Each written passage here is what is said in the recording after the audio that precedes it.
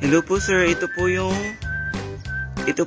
eksaktong bahay, Block 25 Lot 7. Ito po yung mga houses na nakapalibot po sa kanya. At ito po yung kaharap po nung bahay sir.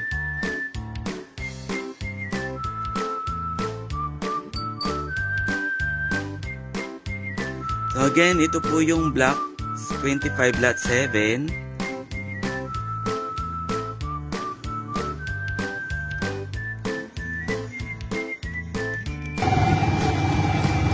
Bali titingnan po namin yung likod po ng bahay.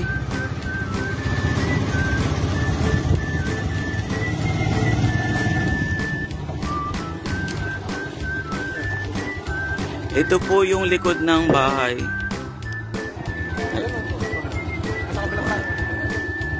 So ito po yung likod ng bahay niya, sir.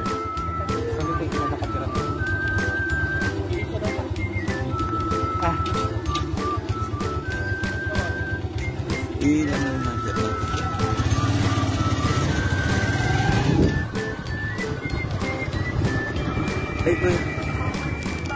Yun po.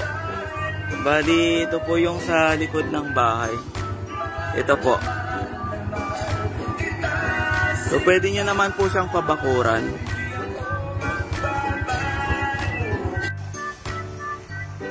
Hello po Sir Bing. So, ito po yung video po natin ng amenities.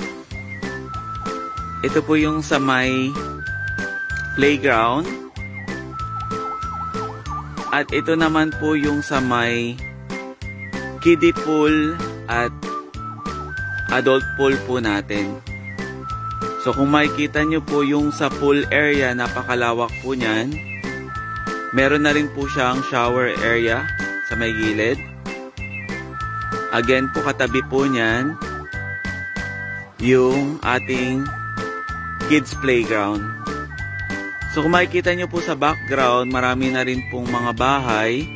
Kapag may nakatayo na pong bahay, ibig pong sabihin may unit owners na po nyan. So katabi po nung ating swimming pool area is napakalaking garden po.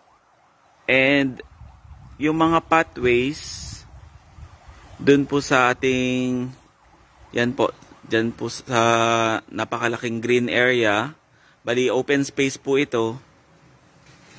Yung mga pathways po pwede pong gamitin na jogging path. So banda doon po yung ating basketball court. Puntahan po natin later on. So ito naman po yung sa may ating pavilion area. Kung may mga events po tayo, dito po pwedeng mag-celebrate. So mapapansin nyo po napakalaking area din po nito. And yung pinakita ko po kanina sa may gilid po niya yung ating mga bathroom for guests. Baka po may pumasyal sa pavilion po natin or may mga events. Yan po. Dito po sila pwedeng mag bathroom. And then ito po yung kabuuhan ng ating open spaces and swimming pools and kiddie pool.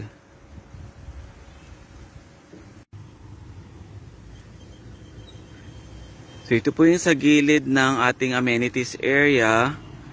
Dadaan po tayo sa mga pathways. Ito po pwedeng gawing jogging path. Malibilisan ko lang po. Puntahan po natin yung basketball area. So mapapansin nyo po napakalawak po ng ating open space.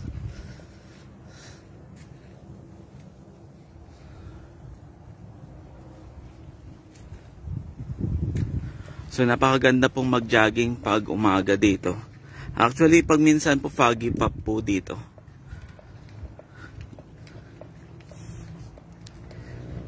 So ito po yung mga ating jogging pathways. Papunta po doon, paikot po ng ating amenities area, yung jogging path. And ito po yung ating basketball area. So may mga benches po sa gilid ng ating basketball area.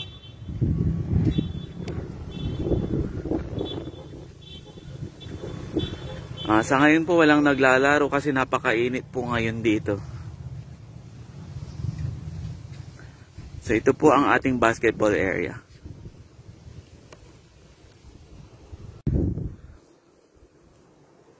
So ito po yung harap ng ating pavilion and amenities area.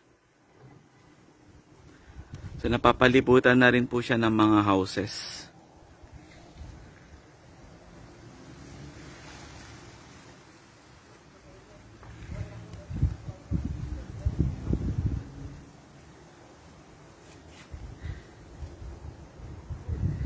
And dito po sa may harap ng pavilion, yung main road po natin ito papunta sa harap. So pagkapasok po natin ng subdivision, bubungad po sa atin yung pavilion. Sorry.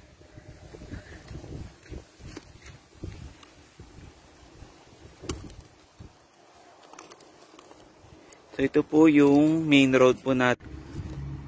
So ito po yung ating entrance. Tabi po mismo yan ng MacArthur Highway. Dito po sa may Ordaneta. So halos ngayon po nagkakaubusan na ng mga lots. And more on ready for occupancy po yung binibenta po natin. So kapag may nakikita po kayong ginagawang bahay, ibig sabihin po niyan is may kakabili lang po niyan, nagbabayad po ng monthly down payments. So ito po pag dinerecho po natin, yung sa may pavilion na siya.